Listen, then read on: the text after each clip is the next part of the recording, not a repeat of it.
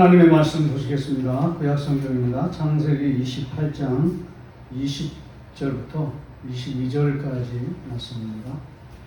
제가 가지고 있는 구약성경 구약 제41쪽에 있는 창세기 28장 20절부터 22절까지입니다.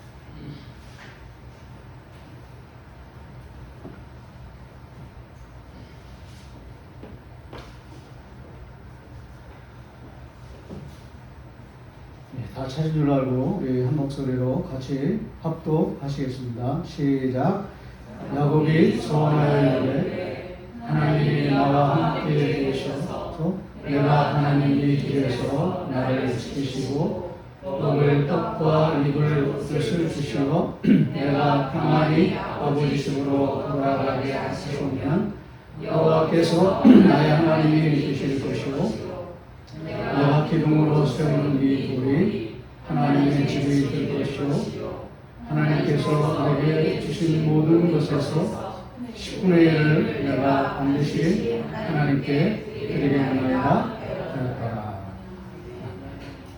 하나님 감사합니다. 거룩한 주일을 성일을 우리 가운데 허락하시고 하나님 예배하며 찬양하며 주의 말씀을 들을 수 있도록 인도해 주심을 감사합니다. 하나님께서 이 시간 처음부터 끝까지 인도하여 주셔서 알파와 오메가 되신 주님의 진리가 선포될 수 있도록 역사하여 주시옵소서. 예수님의 이름으로 기도하옵나이다. 아멘. 자, 우리가 이제 말씀을 듣기 전에 여성분들이 하는 일 뭐라 그래? 화장이라고 그러죠. 그게 좀 잘못되면 분장이 된다. 그러니까 조금만 조금 차이로. 그래서 이제 거기서 조금 더 잘못되면 환장이 된다. 환장이. 여러분 환장하지 마시고 환상적인 축복을 받으세요. 자, 그렇게 인사하세요. 자, 시작. 여러분 밝은 표정 보니까 너무나 좋습니다. 오늘 저는 그 야곱의 축복을 여러분과 나눌 텐데요. 우리가 20절서부터 읽었지만 그 28장 전체를 좀 가지고 여러분과 나누기를 원합니다. 야곱이 유리하고 방황할 때를 가리켜서 성경은 딱 한 문장으로 그렇게 회고록으로 정리를 했습니다. 지팡이 하나만 갖고 요단을 건넜다. 그러니까 아무것도 없는 빈털터리 신세임을 지팡이만 가지고 요단을 건넜다. 언젠가 제가 지팡이 하나 잡았다 이렇게 말씀을 드렸는 것처럼 그렇게 빈털터리였던 그런 야곱이 그랬던 그가 이제 하란에서 한 20년의 시간을 보낸 뒤에는 이제 다시 요단을 건넙니다. 20년 뒤에 지팡이 하나만 가지고 요단을 건넜던 그 사람이 다시 20년 뒤에 돌아올 때는 이제는 두 때가 되었나이다. 2시간이 되었다 그런 뜻이 아니라 한때, 두 때, 짐승을 이렇게 두 종류로 나눌 수 있는, 특별히 그 나중에 그 형하고 그 문제를 해결하기 위해서 야복강을 건너기 전에 그 형한테 화해의 선물을 보내거든요. 누가? 야곱이. 그때 제가 이렇게 다 쉬어보니까 원래 잘 안 쉬더라고요. 쉰 사람도 없어요. 근데 제가 쉬어보니까 짐승만 550마리. 그거를 화해 선물로 보낼 정도로 거부가 된 것입니다. 고든 웨남은 아마 수천 마리의 그 재산을 가지고 있는 그런 CEO가 되지 않았을까 이렇게 추정합니다. 지팡이 하나만 가지고 있었던 사람이 이렇게 놀라운 그런 축복, 그런 환상적인 축복, 상상할 수 없는 복을 야곱이 받게 된 것입니다. 여러분을 축복하겠습니다. 여러분도 내가 이해할 수 없는, 거부할 수 없는 환상적인, 환장이 아니라 환상적인 그런 축복을 받으시기를 축복합니다. 그랬던 그 수천 마리를 가지고 있었던 그가 어떻게 이런 거부가 되었는가 우리가 좀 이제 생각을 해봐야 되고요.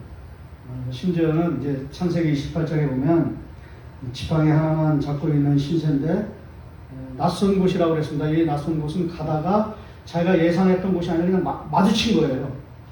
베델이라고 그 이름도 자기가 이렇게 짓지 않습니까? 아주 낯선 곳을 이제 가다가 3일길을 가다가 이제 만난 것입니다. 근데 하룻밤을 잤어요. 하룻밤을 자고 나서는 그 아무것도 없는 빈털터리가 갑자기 우리말 성경에는 여러분 29장 1절 보시면 이렇게 되어 있습니다. 야곱이 길을 떠나, 아무것도 해석할 수 없는 그런 길을 떠나 이렇게 되어 있지만 조금 더 이걸 좀 깊이 들여다보면 그 하룻밤을 잤지만은 굉장히 막 처량하고 내가 어떻게 될 것인가, 나는 왜 이 모양인가, 이게 아니라 여러분 잘 들어보세요. 발걸음을 이렇게 갑자기 확 옮겨가지고 아주 경쾌하게 동방을 향해 걸어갔다. 자, 이 거부가 된 축복보다도 이 창세기 29장 1절의 축복이 더 강력한 것 같아요. 아무것도 없이 그냥 처량하게 절망에 빠져있던 그가 어쩐 일인지 하룻밤 자고 나서는 막 경쾌하게 푸른바다 낯선이 몸 어디든지 가오리다, 막 이런 찬송 그런 거 막 부르면서 힘차게. 여러분 900km 남았어요. 가야 할 길이 이제 3일 온 거예요. 한 50km 왔다고 추정한다면 850km가 남아있는 거예요. 자기 고향집이 부엘세바거든요. 근데 지금 어디로 향해 가냐면 외삼촌이 있는 바담 아란으로 가는 거예요. 그럼 900km예요. 여러분 이게 실감 나지 않잖아요. 이렇게 하면 실감 날 거예요. 서울에서 부산까지 걸어가는 거예요. 그리고 조금 쉬었다가 부산에서 다시 서울까지 왕복으로 걸어온 거예요. 그런 길이 남아 있는 거예요. 그럼에도 불구하고 경쾌하게 힘차게 발걸음을 옮긴 이것이 진짜 리얼리티 축복이라고 한다면 오늘 이 축복이, 환상적인 축복이 여러분 모두에게 쏟아지기를 주의 이름으로 축원합니다. 어떻게 이런 놀라운 일이 가능하게 되었을까? 이런 은혜와 축복과 변화를 경험하게 되었을까? 여러분도 은혜와 축복과 변화를 경험하시기를 소망합니다. 이거를 알려면요, 다시 부엘세바로 좀 우리의 작년을 이렇게 돌이켜야 됩니다. 부엘세바가 고향이라고 그랬잖아요. 야곱은 제가 이 설교를 준비하면서 하면 할수록 멋진 사람이에요. 막 움켜진 자, 그래가지고 막 자기 것을 막 움켜쥐려고 하는, 물론 그런 것도 물론 있지만 굉장히 멋있는 사람이에요. 움켜쥔 것도요,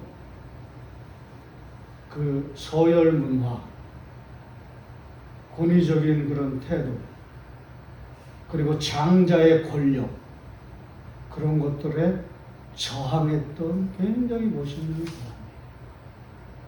처음에 이렇게 막 움켜져가지고, 왜냐면 그 발을 막 움켜쥐고 막 그 싸울 때요, 우리는 그냥 야곱이만 먼저 나오려고 그냥 동생의 길을 쓰거나, 자기 어머니가 누구예요? 리브가죠. 하나님께 원망하고 저주합니다. 어쩌자고 쌍둥이를 이렇게 나오게 해서 해산에 이렇게 돼 있어요. 고통을 주시니 어찌할꼬. 은유적인 표현으로 그렇게 돼 있죠. 실제로는 뭐 하나님 왜 나에게 이런 해산의 고통을 주십니까? 라고 작정하고 소리를 지르고 있는 그런 광경이에요. 야곱이 움켜쥐었잖아요. 그랬다가 어느 순간에 손을 놓아버렸어요. 왜 놓았을까? 이건 저의 상상이에요. 어머니를 지키기 위함이었어요. 어머니를 보호하기 위함이었어요. 에서는 그런 게 없어요. 야곱이 뒤꿈치 잡았으니까 놔 임마! 그래가지고 막 끝까지 길을 쓰고 어머니의 아우성을 유아도 들을 수 있다고 그래요. 들었어요. 그런데도 끝까지 나오려고 했어요. 진짜 욕심장애는 야곱이 아니라 에서예요. 왜냐하면 장자권은 100% 유산을 상속할 수 있거든요. 그것 때문에 와 임마 하고 나오는 거예요. 근데 야곱은 어느 순간에 손을 놓음으로 말미암아 상속권이 갑자기 50%로 뚝 떨어지는 그런 양보를 한 것입니다. 여러분, 성경에서 두 번째로 이삭 다음에 양보한 사람이 누구냐면 야곱. 여러분도 기도하시다가 양보하고 또 기도해주고 그리고 내 것을 기득권을 내려놓을 수 있는 여러분이 되시기를 축복합니다. 야곱은 멋있는 사람이에요. 여러분 다 멋있는 분들이 되시기를 축복합니다. 장자권을 살 때도 마찬가지예요. 굉장히 합리적인 방식으로 장자권을 삽니다. 아시잖아요. 야곱이 에서가 배고파가지고 와가지고 야! 팥죽 가져와봐! 이렇게 된 거예요. 왜 각각 줬어요. 근데 야! 이거 먹으면 내가 장자권 너한테 줄 때 농담 한 거예요. 농담. 누가요? 에서가요. 굉장히 합법적인 거예요. 그랬으면 여러분 잘 보세요. 그 다음에 이브가 쓰여져야 되잖아요. 에서의 이브가. 그 다음날 아침이 되었습니다. 그럼 어떻게 돼요? 장자권을, 그 영적인 그 의미가 있는 장자권을 팥죽 한 그릇에 어쨌든 팔아 넘겼어요. 배고파가지고. 그러면 그 다음날 아침에 일어났으면 이제 동생을 맞이하면은 야곱 형님 잘 지내셨습니까? 하기 싫어도 해야 되잖아요. 농담이야, 농담! 웃기고 있네! 내가 너한테 줄 줄 알았지. 그렇게 된 거예요. 누가 상처를 받았습니까? 야곱이 상처를 받았어요. 하나님의 장자권을 무시하고 없인 여기는 사람이 우리의 형이었단 말입니다. 또 한 가지가 있어요. 이삭이 처음에는 장자니까 계속해서 에서를 이렇게 기다려주고 용서하고 참아내다가 결정적으로 돌아선 계기가 있어요. 그게 뭐냐면 에서가 여러분 아시는 것처럼 이 앞에 나오는 내용인데요. 이방의 여인을 아내로 맞이하면서 절대 그러면 안 돼요. 왜냐면 거기에는 우상 숭배라고 하는 것이 같이 엮여져 있기 때문에 그렇게 망한 사람이 누구예요? 대표적으로 라합이에요. 이세벨은 여호사밧은 경건한 왕이었지만 라합도 거의 같이 그렇게 가려고 하다가 갑자기 인생이 망한 결정적인 계기는 이세벨을 아내로 맞이했기 때문에 여러분 이거 굉장히 심각한 문제예요. 그때부터 이삭이 심리적으로 완전히 절망하는 그런 계기가 되었습니다. 우상 숭배하는 그 이방의 여인을 아내로 맞이하는 순간 에서가 안 되겠다. 그리고 나서 이제 실제로 축복하잖아요. 근데 제가 볼 때는 아마 이삭은 이런 생각을 했을 거예요. 잘 됐다. 어차피 내 아내가 해산할 때 고통을 받았지만은 야곱이 그래도 이렇게 손 놔가지고 양보해가지고 나왔지만 그 전에 하나님의 사인이 들렸잖아요. 큰 자가 어린 자를 섬기리라. 야곱도 이삭도 알고 있었던 거네. 어차피 하나님께서도 그렇게 말씀하셨기 때문에. 특별히 로마서 8장에 보면요, 내가 에서는 미워했고 이해할 수 없는 말씀이 나와요. 에서는 미워했고 야곱은 사랑했다. 그렇게 어차피 이방의 아내도 맞이했고 내 심리적으로 완전히 내가 붕괴됐고 그리고 어차피 하나님께서 그렇게 말씀하셨기 때문에 약속이 있기 때문에 어쩔 수가 없다. 잘 됐다. 여러분 가장 중요한 신랄한 하나님의 은총은 무엇이냐면 하나님의 진리의 말씀 약속인 줄로 믿습니다. 이것 때문에 상황이 완전히 반전된 거예요. 아버지는 심리적으로 무너졌지만 이 영적인 축복은 완전히 반전이 일어난 것이에요. 그래서 이렇게 축복도 하고 그리고 장자권도 이렇게 부여하잖아요. 그리고 나서는 완전한 그 야곱에게로 축복의 전리가 일어났습니다. 근데 더 놀라운 건 뭐냐면 이삭이 이거 잘못됐다. 그 다음날 이거 내가 바꿔야 되겠다. 그러지 않아요. 어차피 이게 하나님의 뜻이니까 내가 어쩔 수가 없다. 막을 수가 없다. 여러분, 오늘 이 말씀을 듣는 여러분의 심리적인 태도와 변화가, 이런 변화가 있기를 축복합니다. 내 뜻하고 달라도, 내 마음하고는 달라도 하나님의 말씀이야. 거부하지 마시고 저항하지 마시고 온전히 받아들이시고 순복하시는 여러분 되시기를 축복합니다. 이삭에게 이런 변화가 일어났어요. 이게 결정적이에요. 내 뜻하고는 달라도 하나님은 끝까지 말씀하신 대로 이루어 가시는구나. 이제 자기가 포기한 거죠. 그리고 이제 축복을 하고 난 다음에 야곱을 불러냅니다. 이리 와. 난 이제 어떻게 할 수가 없다. 형이 죽이려고 하니까 도망가라. 밧담 아람에 있는 외삼촌 집으로 피신하라. 리브가가 한 게 아니에요. 그건 다음이에요. 진짜 누가 그 조언을 주냐면 이삭이 줍니다. 하나님의 뜻 앞에 완전히 순복한 놀라운 축복이 있었던 것입니다. 이것이 이삭 가문에게 일어났던 그런 일. 그러니까 제가 여러분에게 드리고 싶은 뭐냐면 굉장히 합리적이고 합법적인 일이 일어났다는 거예요. 막 움켜쥐고 막 속이고 사기꾼이고 그게 아니죠. 그게 아니라 진짜 하나님의 뜻대로. 그런데 여러분, 중요한 단서가 있어요. 야곱이 축복을 받았던 결정적인 것은, 물론 이삭은 하나님의 뜻 앞에 거꾸러졌지만 야곱은 왜 이런 경이로운 축복을 받았는가? 이렇게 됐어요. 성전에서 기도하던 어느 날, 이렇게 됐어요. 이게 여러분과 나누는 두 번째 축복이에요. 여러분, 참 이해할 수 없는 일이 일어나고 참 헤아릴 수 없는 고통스러운 순간이 다가와도 여러분 침묵하시고 기도하시고 여호와를 바라보시면 때가 되면 여러분의 모든 아픔을 제거하시고 하나님의 뜻으로 강력한 축복을 만들어내는 줄로 믿습니다. 이게 환상적인 축복이에요. 이 축복이 여러분 가운데 부어지기를 주의 이름으로 축원합니다. 다시 한번 축복하실까요? 환상적인 야곱의 축복을 받으세요. 이거는 이렇게 인사하세요. 자, 시작. 환상적인 야곱의 축복을 받으세요. 할렐루야. 이렇게 해서 이제 그 피난길을 떠나게 된 것이죠.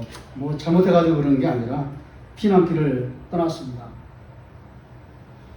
아무것도 없죠. 지팡이 하나만 들었으니까. 네, 돌들을 이제 머리맡에 이렇게 했다고 그래요.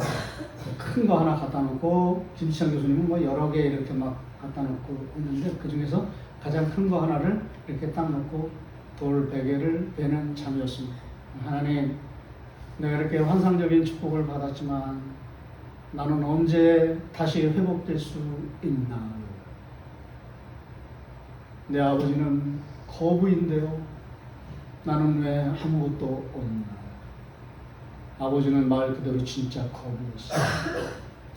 자기가 그 결혼식을 이렇게 준비하기 위해서 약혼식 예물로 똑같아요. 밧담 아람이에요. 외삼촌 그 집이에요. 거기를 그 혼수로 예단 보낼 때 낙타 10마리와 수많은 귀금속을 보냈다고 해서, 그래서 조금 여러분 보시면 나반이잖아요. 나반. 좀 있으면 이제 야곱이 만나야 될 그 나반이 보석바로 나와가지고 여기 낙타 10마리 여기 아주 오도 방정을 다 떠는 이야기가 실제로 나와요. 근데 나중에 야곱이 만나잖아요. 외삼촌을. 이렇게 실제로 그래요. 원문에는 이렇게 끌어안았다고 돼 있잖아요. 이렇게 하면서 더더. 그 아무것도 없어. 그래서 나중에 손까지 얹히고 귀금속이 지팡이 하나만 있으니까 그때부터 핍박이 시작된 거예요. 그때부터 20년. 하나님, 내가 왜 이런 고통과 핍박을 당해야 하는, 지금 모르죠. 그런 것들이 기다리고 나는 과연 다시 고향으로 돌아올 수 있을까? 이 사닥다리라고 돼 있잖아요. 근데 이게 보통 이제 사닥다리가 이렇게 돼 있잖아요, 그죠? 이렇게 돼 있잖아요. 근데 이게 뒤집어졌어. 김지창 교수님의 해석이 요렇게 된 게 하늘로 이렇게 된 게 아니라 이렇게 뒤집어졌다. 그게 뭐예요? 하나님이 거꾸로 하셔가지고 내려오셨다. 우리 원문에는 그냥 그 위에 서신즉 이렇게 되어 있지만 원문에는요 내 옆에 계신즉 이렇게 되어 있다. 거기서부터 물론 뭐 천사는 오르락 내렸지만 거룩하신 하나님 내려오셔서 내 옆에 계셨다. 여러분, 이것이 임마누엘의 축복. 이런 축복. 계속 유리하고 방황하고 그리고 핍박받는 것은 변함이 없지만 저와 여러분을 새롭게 살 수 있는 비결을 그리스도께서 나와 함께 하신다. 이거를 야곱처럼 붙드시는 여러분 되시기를 축복합니다. 이걸 붙든다고 해서요 핍박이 없어지는 게 아니라 850km는 여전히 남아 있습니다. 그러나 그럼에도 불구하고 예수 그리스도께서, 왜냐면 나중에 그 신약 성경에 보면 그렇게 타고 오신 분이 예수 그리스도라고 말씀하시잖아요. 그러니까 여러분 절대로 하나님 저 멀리 위에 계신 분이다 그러면 답이 없어요. 근데 그분이 나와 내 옆에 계셔서 나와 함께 하신다. 라는 마음으로 완전히 여러분의 심리와 마음이 바뀌어지시면 이거는 강력한 축복이 일어납니다. 야곱이 이것 때문에 심차게 29장 1절에 경쾌하게 출발한 것이죠. 라고 한다면 이런 새로운 출발이 여러분 가운데 부어지기를 주의 이름으로 축원합니다.